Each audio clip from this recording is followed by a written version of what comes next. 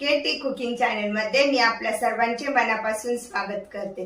बाहेरून फिरून आल्यानंतर कंटाळा आला असेल तर झटपट बनवा डाळ तडका। एक वाटी तुरीची डाळ घेतलेली आहे आणि ती स्वच्छ पाण्याने आधी धुवून घेऊया।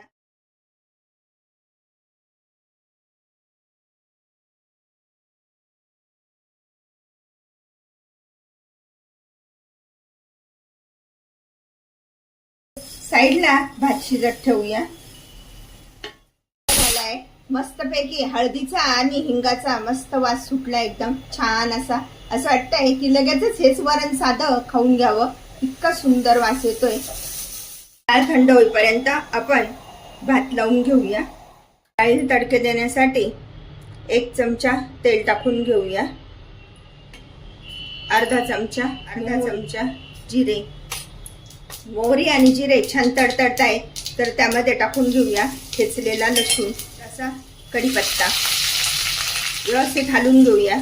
आलं, किसलेलं आलं आणि थोडासा कांदा, अर्धा कांदा टाकलाय।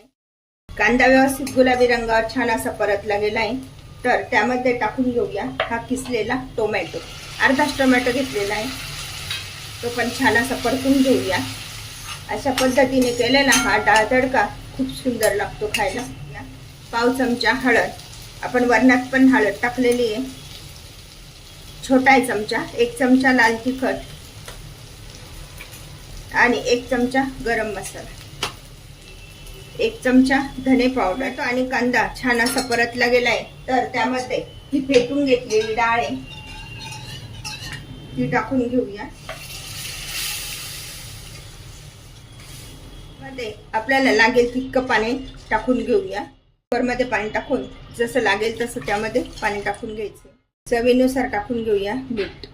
डाळीला पुन्हा तडका देऊन घेऊया। थोडंसं तेल टाकून घ्यायचं, थोडीशी मोहरी अशी थोडी तडतडल्यानंतर गॅस बंद करायचा। त्यामध्ये लसूण पाकळ्या, कढीपत्ता,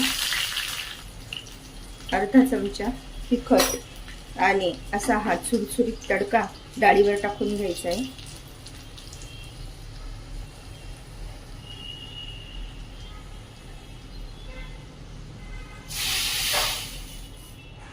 अशा प्रकारे आपला हा डाळ तडका खाण्यासाठी तयार। पोळी बनवायचा कंटाळा आला असेल तर बनवा झटकीपट डाळ तडका। अशा प्रकारचा डाळ तडका तुम्ही पण बनवा आणि मला मात्र कळवा कसा झालाय तो। लाईक आणि सबस्क्राईब करायला विसरू नका। पुन्हा आपण भेटूया नवीन रेसिपीसह। थँक्यू।